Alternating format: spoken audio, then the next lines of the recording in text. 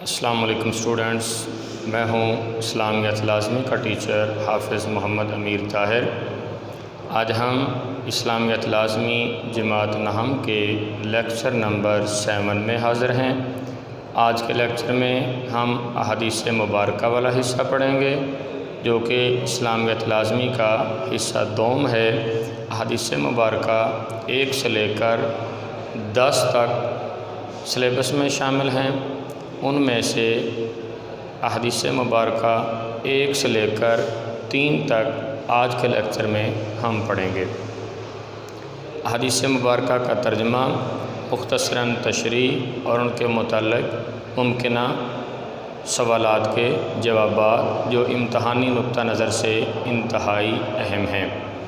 Students, وہی طریقہ کار، آپ ہمارے channel AMS science high school کو سبسکرائب کریں، بیل آئیکن کو دبائیں، ویڈیوز لائک اور شیئر کریں تاکہ ہمارے آنے والے تمام لیکچرز کی ویڈیوز آپ تک بآسانی پہنچ سکیں۔ اسٹوڈنٹس، بورڈ کی طرف متوجہ ہوں۔ حدیث نمبر 1 پڑھتے ہیں۔ افضل الاعمال لا الہ الا اللہ و افضل الدعاء الاستغفار۔ ترجمہ ہے، سب سے زیادہ فضیلت والا عمل لا الہ الا اللہ اور بہترین دعا استغفار ہے۔ اسٹوڈنٹس، اس کی مختصر تشریح کرتے ہیں، جس کو آپ ہیڈنگز کی صورت میں تقسیم کر لیں تو انتہائی اچھا عمل ہے۔ بورڈ میں 2 نمبر کی تشریح اور 1 نمبر کا ترجمہ ہوتا ہے۔ ان میں سے پہلی ہیڈنگ دیکھیں، فضیلت والا عمل۔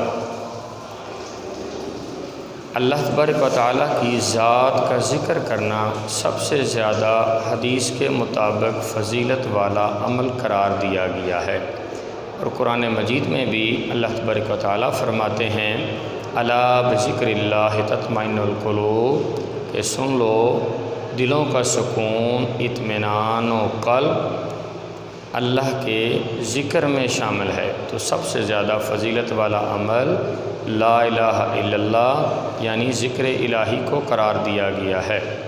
دوسری ہیڈنگ ہے، الہ کا مطلب۔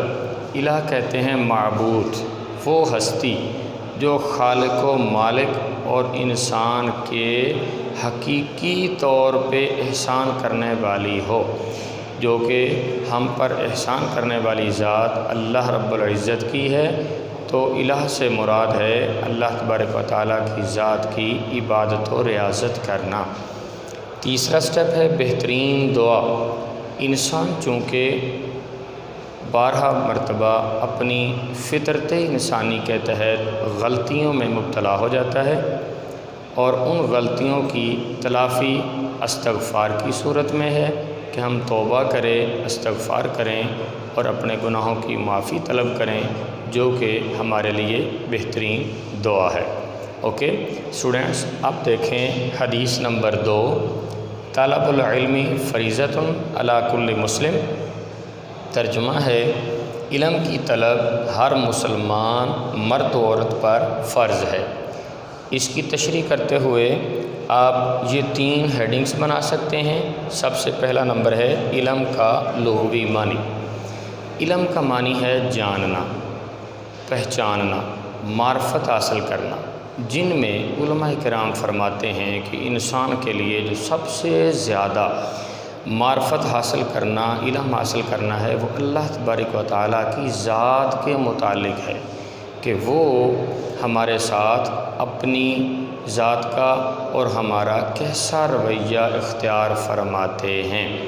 اس کے بعد ہے قرآن کی روح سے، یعنی قرآن مجید میں اللہ تبارک و تعالیٰ نے علم کو کس طرح سے اہمیت دی، اس کی ایک آیت کا ترجمہ آپ کے سامنے پیش کرتا ہوں۔ قل هل يستوي الذين يعلمون والذين لا يعلمون۔ فرما دیجئے کہ کیا علم والے اور بے علم برابر ہو سکتے ہیں؟ تو اسٹوڈنٹس، اس آیت مبارکہ سے یہ بات ثابت ہوئی کہ علم کو قرآن مجید کی روح سے بہت زیادہ اہمیت دی جا رہی ہے۔ تیسری ہیڈنگ ہے حدیث کی روح سے۔ اسٹوڈنٹس، حدیث کی روح سے اگر دیکھیں تو بے شمار احادیث مبارکہ ہیں جو کہ علم کی اہمیت کے بارے میں ہیں، جس طرح سے فرمایا گیا کہ علم حاصل کرو، خواہ تمہیں بہت زیادہ دور دراز کا سفر، جن میں بیشتر الفاظ چین کے متعلق ہیں کہ چین جانا پڑے۔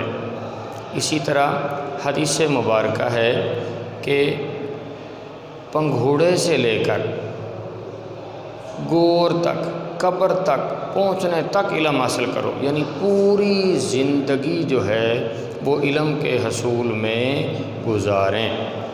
اوکے اسٹوڈنٹس، اب ہم دیکھتے ہیں حدیث نمبر 3، خیرکم من تعلم القرآن وعلمہ۔ ترجمہ ہے، تم میں سے بہتر وہ ہے جس نے قرآن سیکھا اور دوسروں کو سکھایا۔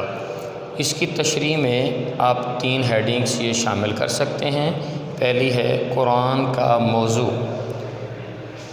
اسٹوڈنٹس، آپ جانتے ہیں کہ قرآن کا جو موضوع ہے وہ ہے انسان، کہ اللہ تبارک و تعالیٰ نے انسان کی ہدایت کے لیے یہ کتاب یعنی قرآن مجید نازل فرمائی، جو نہ صرف عبادت و ریاضت بلکہ انسان کی زندگی کے تمام مراحل پر احاطہ کیے ہوئے ہے۔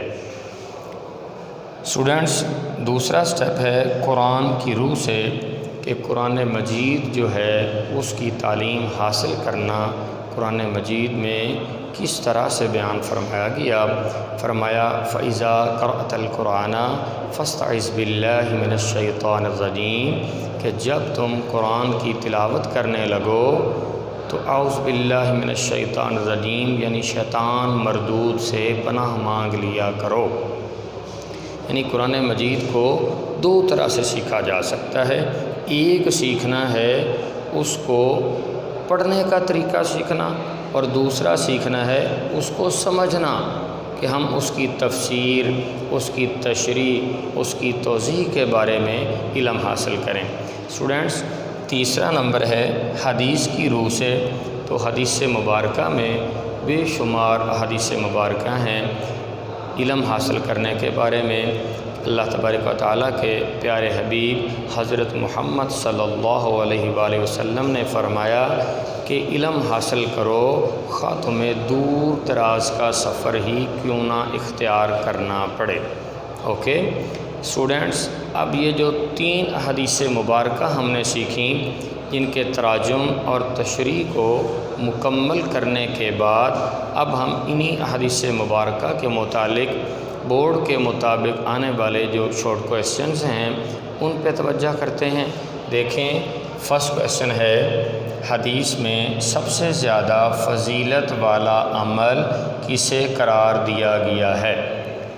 اسٹوڈنٹس، چونکہ یہ شارٹ کویسچن ہے، آپ نے شارٹ الفاظ میں ہی لکھنا ہے کہ حدیث کے مطابق سب سے زیادہ فضیلت والا عمل لا الہ الا اللہ کو قرار دیا گیا ہے۔ اسٹوڈنٹس، دوسرا سوال ہے، لفظ الہ سے کیا مراد ہے؟ لفظ الہ، جیسا کہ میں نے تشریح کے اندر بھی اس کی وضاحت کی کہ الہ کا معنی ہے معبود، عبادت کے لائق ہستی۔ تو لفظ الہ سے مراد اللہ تبارک و تعالیٰ کی ذات ہے، کہ جس کے ہم پر بے شمار احسانات ہیں، اور ہم اسی ذات کی عبادت و ریاضت کے ذریعے ان کے احسانات کا شکر بجا لاتے ہیں۔ اسٹوڈنٹس، تیسرا سوال ہے، علم کی اہمیت کے بارے میں حضور صلی اللہ علیہ وآلہ وسلم کا ارشاد گرامی کیا ہے؟ اسٹوڈنٹس، علم کی اہمیت کے بارے میں حضور صلی اللہ علیہ وآلہ وسلم نے فرمایا کہ علم کا حصول، علم حاصل کرنا ہر مسلمان مرد و عورت پر فرض ہے۔ اسٹوڈنٹس، چوتھا سوال ہے، حدیث کے مطابق بہترین عمل کسے قرار دیا گیا؟ اسٹوڈنٹس، اس کے جواب میں آپ لکھیں گے کہ حدیث کے مطابق بہترین عمل یہ ہے کہ ہم قرآن مجید کو سیکھیں اور اس کی تعلیمات کو دوسروں تک پہنچانے کی کوشش کریں۔ اوکے اسٹوڈنٹس، آج کا ہمارا یہ لیکچر نمبر 7 کمپلیٹ ہوا۔ امید ہے کہ آپ کو 3 احادیث مبارکہ کا ترجمہ اور مختصراً تشریح کی جو ہے وہ سمجھ آ گئی ہوگی۔ تو اسی ہی طرح آپ ہمارے channel AMS science high school کو سبسکرائب کریں، بیل آئیکن کو دبائیں، ویڈیوز کو لائک اور شیئر کریں تاکہ ہمارے آنے والے تمام لیکچرز کی ویڈیوز آپ تک بآسانی پہنچ سکیں۔ اپنا خیال رکھیں اور بہترین انداز میں لیکچر کو یاد کرنے کی کوشش کریں۔ اللہ حافظ۔